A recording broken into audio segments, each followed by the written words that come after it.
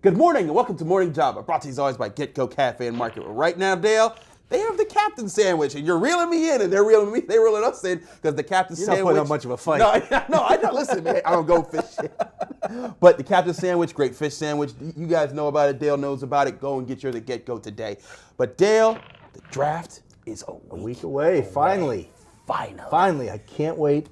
It's one of my favorite times of the year. Yes, it's a great time. And, you know, people always ask, what do you do during a draft? Well, I'll be down at the Steeler facility. I'll be on the radio the entire time, so you'll be able to listen and hear as we react to all the picks. But, you know, Chris, a lot of people, especially on the site and just everywhere in general, but a lot of people on the site have asked, you know, the Steelers need to go up and get, you know, Devin White, or they need to trade up into the top 10 and get Devin Bush. And I think that's being very short-sighted. Okay. You know, the Steelers are picking at 20. If you look at the quote-unquote, the charts that everybody looks at, and those have been adjusted because the fifth-year option and those kind of things that have come into play since Jimmy Johnson came up with that chart. But the chart is telling you that it's going to be very costly to do that.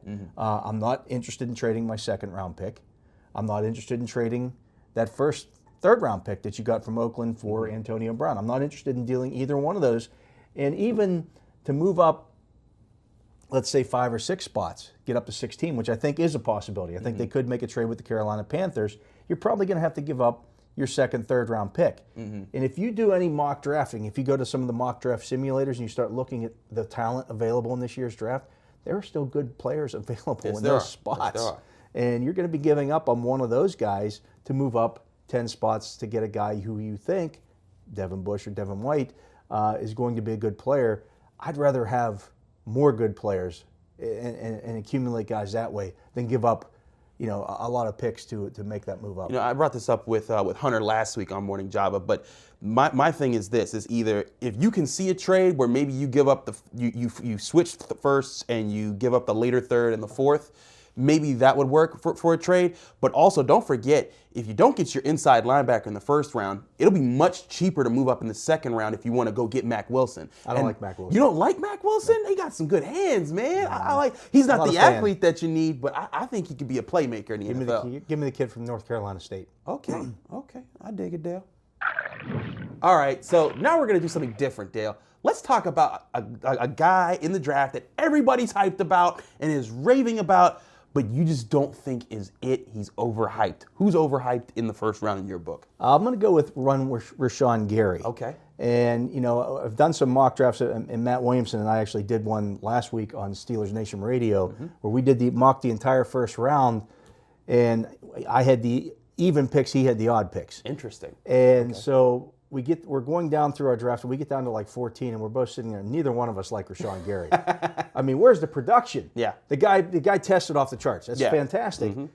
But he made no plays in college. That's the question. And that's the question with me. So I'm looking at all this athleticism, but I don't like the player. And you have to sit there and you think, okay, who's going to be dumb enough to take this guy in the first round based off of that production? What was that 14th pick? I can't remember where he ended up going. Somewhere in the teens. In the teens. But I just don't see it. I just don't see it. This seems like very much like a Dolphins type of pick to me. I mean, how many times have they picked a guy that you're just like, oh, okay, if it works for you, but then it ends up not being that. I mean, I can see somebody doing that. My guy, if I have an overhyped player, it's the guy that everyone's overhyped. It's DK Metcalf.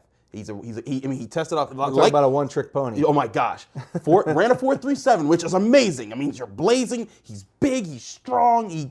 But man, if you look at his tape and you see all the things that he's lacking, he doesn't go up for passes really well. He doesn't have great routes. He doesn't make moves. He doesn't have consistent hands. The one thing is, if you sleep on him for half a second, he will get behind you. But he turns like a battleship. Oh my goodness, it takes forever. And he's not an open field runner. That's the thing. Like to me, I'm taking Hakeem Butler before I'm taking that guy. Absolutely. Because the way that he can also get behind you. He's not as fast, but he goes up and gets the ball, and he makes people miss, and he's got the size along with DK Metcalf.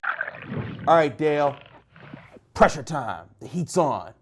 Who is going to be the first round pick of the Pittsburgh Steelers? Well, you know, I think the possibility of a small trade up to go get Devin Bush is possible. I think, again, as I mentioned before, if they can move up to, say, 16, if he falls into that range, you make that move and you take him.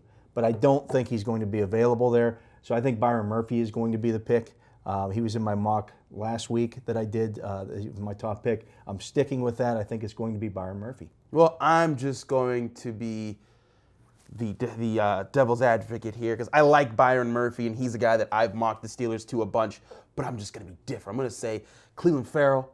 I'm going with an edge rusher. I'm going with a guy that everyone's saying, oh, he played 4-3 defensive end. He can't drop back. Yes, he can. Have you seen his tape? He has the good footwork. He's going to provide the edge. And the Steelers, especially with Keith Butler, they love to get the sacks, and they want to improve at that. They need to improve the rotation to outside linebacker, get fresh feet on the field, improving that front four for especially on those passing downs. That's a guy I think Brian Burns isn't going to be available. I don't see him getting past, even if he drops into the teens. I see the Panthers scooping him up or someone else making a move. Yeah, I'm getting a call here. Yeah, somebody wants to move up to the 20th pick and take Daniel Jones. What are they offering though? I'm going to move back. I'm going to get an extra third-round pick. That would be nice. I'm going to move back a little bit. And in that situation, I'm taking Darnell Savage. Darnell Savage. Let's say I'm going to take 28. No, Darnell Savage. I like his speed. I like the way he moves around the field. He's very aggressive. And I retweeted him yesterday. He's out there saying he's like, I played slot corner, I played safety, I can play linebacker. Put me anywhere and I will succeed. I like his attitude. That guy's going to be good in the NFL. The question is, can he? If you get him, then basically him and Edmonds are both safeties at the line of scrimmage or in the box. I think Savage could play back. You think he can play free? I think he can play free. Okay. That'll be very interesting. You're talking about a guy with 4.32 speed.